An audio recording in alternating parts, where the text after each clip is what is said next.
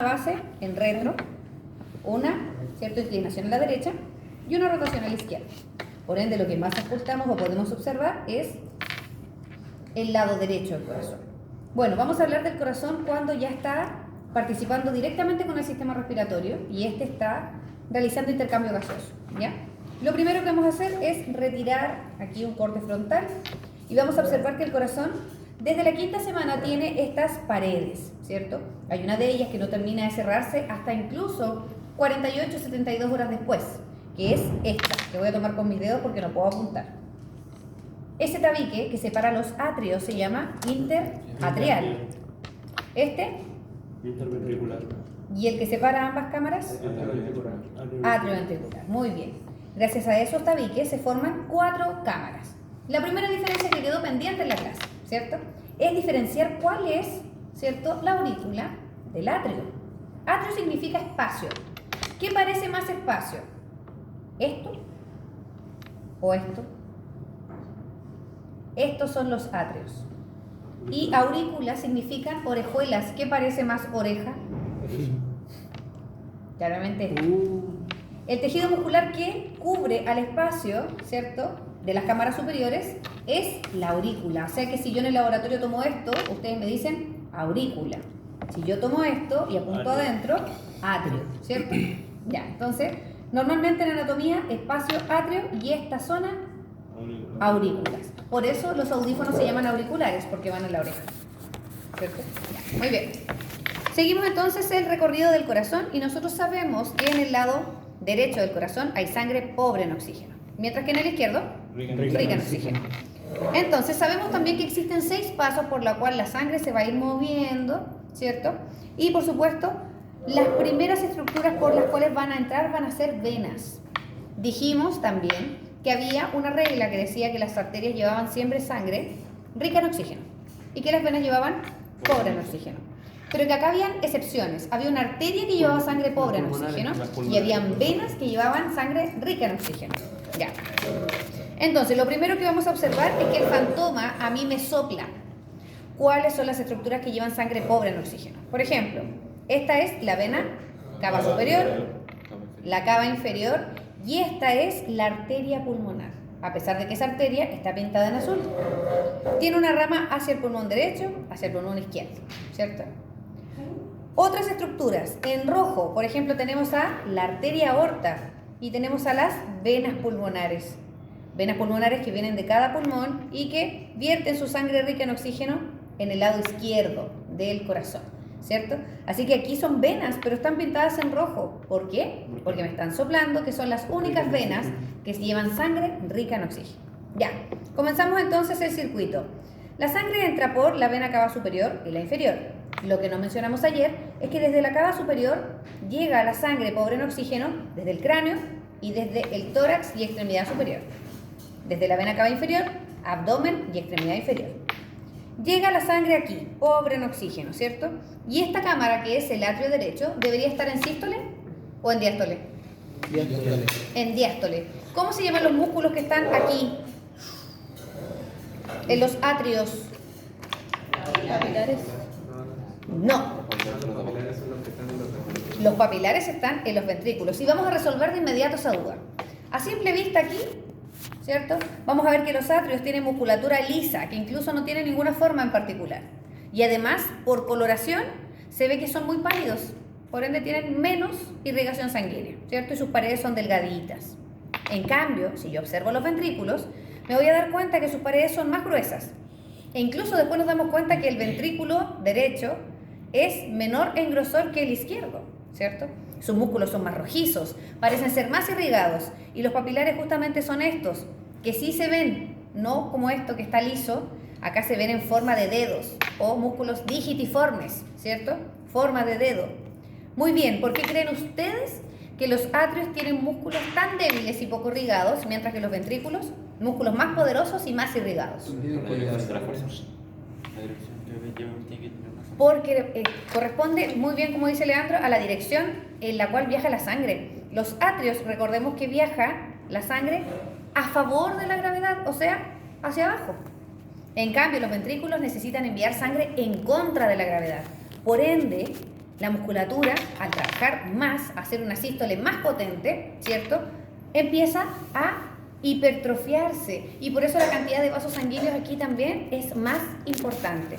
Recordemos que el ventrículo derecho envía sangre a través de la sigmoidea de la arteria pulmonar a los pulmones, ¿cierto? En contra de la gravedad. Y el izquierdo con la sigmoidea de la arteria aorta al resto de todos los sistemas.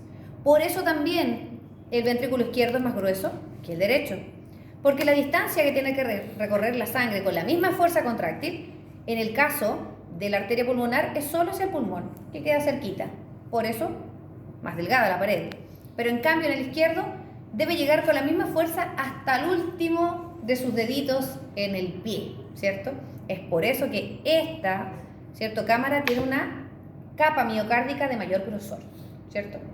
Entonces, llegó la sangre aquí, atrio derecho, diástole, con sus músculos pectíneos, así se llaman estos músculos pálidos, ¿cierto?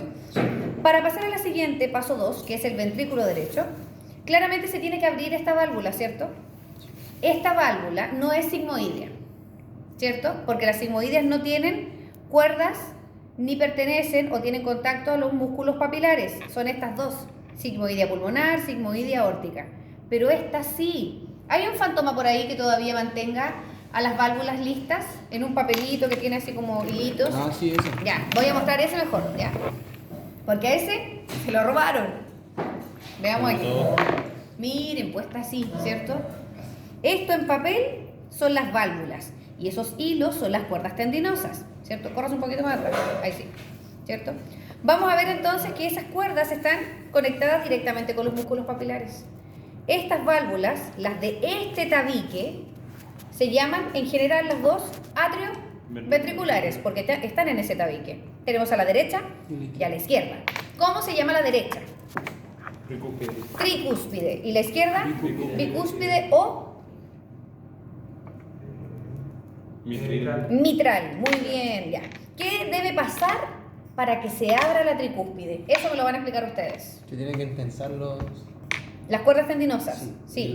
Y la otra, no me acuerdo cómo se llama. Los músculos papilares Tenían que achicarse. se contraen, ¿cierto? Entonces la válvula tricúspide se abre, el flujo pasa, porque esta cámara hizo sístole, ¿cierto?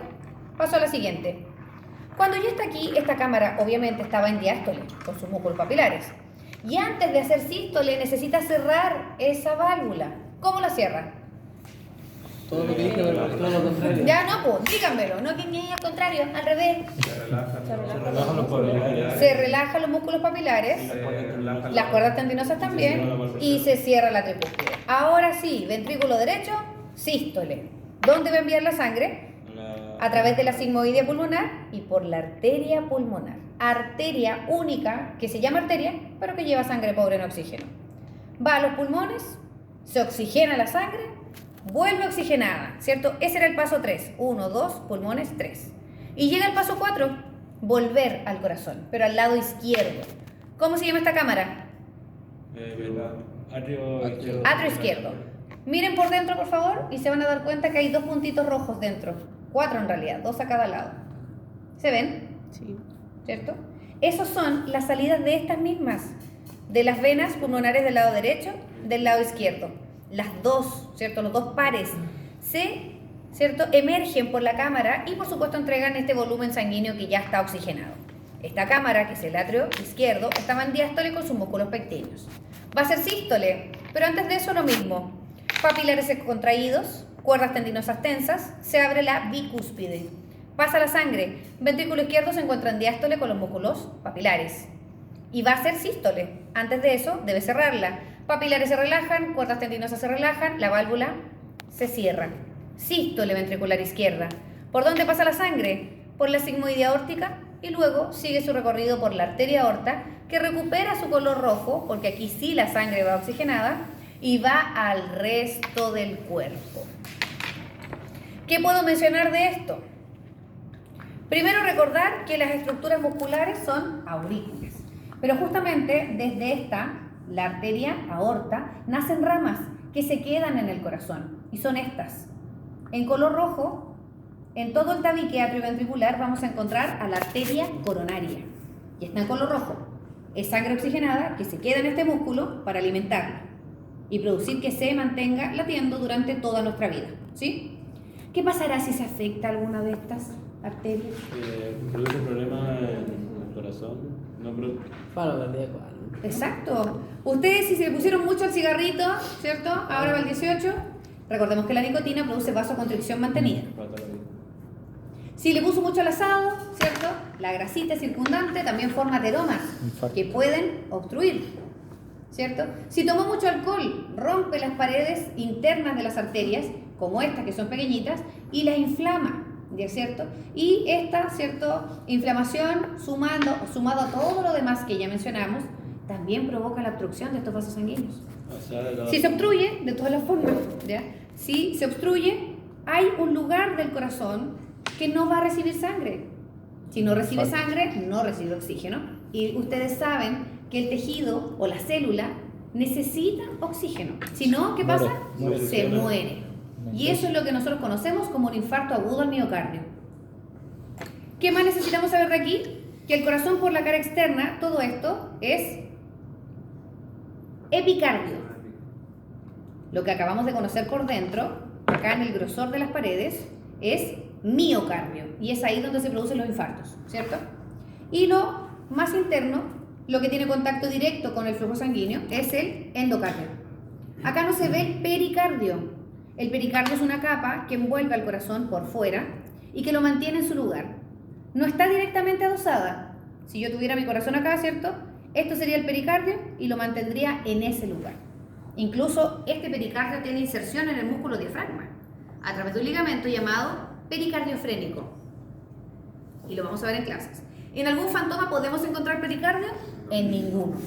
Ninguno tiene pericardio porque especialmente para que ustedes puedan sacar el corazón y lo puedan ver. Si tuviera pericardio, habría un fantoma que no se le podría sacar el corazón. ¿Cierto? Ya. ¿Qué más del corazón? Preguntas. Porque ahora vamos a hacer una actividad donde ustedes van a tener que opinar. Ok. Si nadie tiene preguntas.